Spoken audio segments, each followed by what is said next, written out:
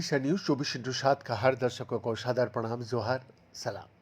दोस्तों, statin cholesterol कम करने वाली दवाएं है जिनका उपयोग उच्च कोलेस्ट्रॉल के लिए, एथेरोस्क्लेरोसिस, दिल के दौरे और स्ट्रोक के जोखिम को कम करने के लिए किया जाता है।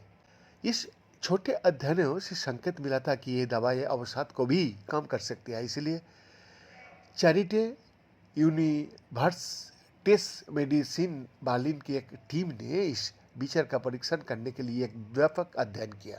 शोधकर्ताओं को इस बात का कोई प्रमाण नहीं मिला कि स्टैटिन अतिरिक्त अवसादरोधी प्रभाव प्रदान करता है और ये कोलेस्ट्रॉल नियंत्रण के लिए स्टैटिन का उपयोग जारी रखने का सलाह भी देता है, न कि अवसाद के इलाज के लिए। ये अध्ययन जामा साइकियाट्री में प्रकाशित हुआ था। दर्शक, स्टैटिन दुनिया भर में सबसे ज़्यादा इस्तेमाल की जाने वाली दवाओं में से एक है। इनमें सूजन नदी प्रभाव होता है और ये लीवर में कोलेस्ट्रॉल के उत्पादन को कम करता है, जिससे हृदय रोग की संभावना कम हो जाती है। पहले किए गए छोटे अध्ययन में इन स्थापित प्रभावों के अलावा संभावित अवसाद रोधी लाभों का भी प्रस्ताव दिया गया था।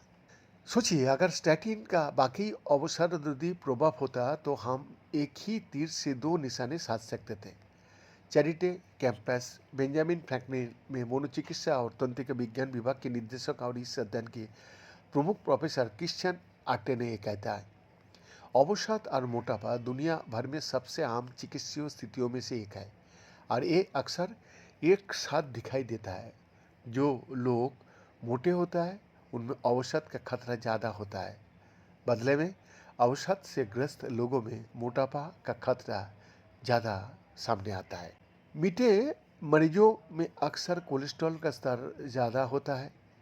जी हाँ, मोटे जो होता है वो मरीजों में अक्सर कोलेस्ट्रॉल का स्तर ज़्यादा होता है, इसलिए हृदय रोग की जोखिम को कम करने के लिए स्टैटिन दिया जाता है। लेकिन क्या ये अवसाद को भी कम कर सकता है? क्रिश्चियन आट्टे के नेतृत्व में शोध दल ने स्टैटिन के संभावित अवसादरोधी प्रभाव के जांच के लिए एक व्यापक अध्ययन किया और इस अध्ययन में कुल 161 मरीज शामिल हुए, जिनमें से सभी अवसाद और मोटापे दोनों से पीड़ित थे। 12 हफ्ते के अध्ययन के दौरान सभी प्रतिभागियों को एक मानक अवसादरोधी दवा एसिटालोप्राम दिया गया। आधे प्रतिभागियों को कोलेस्ट्रॉल कम करने वाली दवा दिया भी गया, जबकि बाकी आधे को प्लेसबो दिया गया। ये यादृच्छिक रूप से तय किया गया कि किसे स्टैटिन दिया जाएगा और किसे प्लेसबो। दोनों दवाओं के प्राप्तकर्ता, चिकित्सा दल और प्रतिभागियों दोनों के लिए अज्ञात थे। इससे एक यादृच्छिक और डबल ब्लाइंड अध्ययन सुनिश्चित हुआ, जिससे विश्वसनीय परिणाम प्राप्त हुए। इस विधि से हमें पता चलेगा कि क्या हम प्लेसबो समूह की तुलना में स्टैटिन के साथ इलाज किए गए प्रतिभागियों के बीच एक मजबूत अवसादरोधी प्रभाव देख सकता है।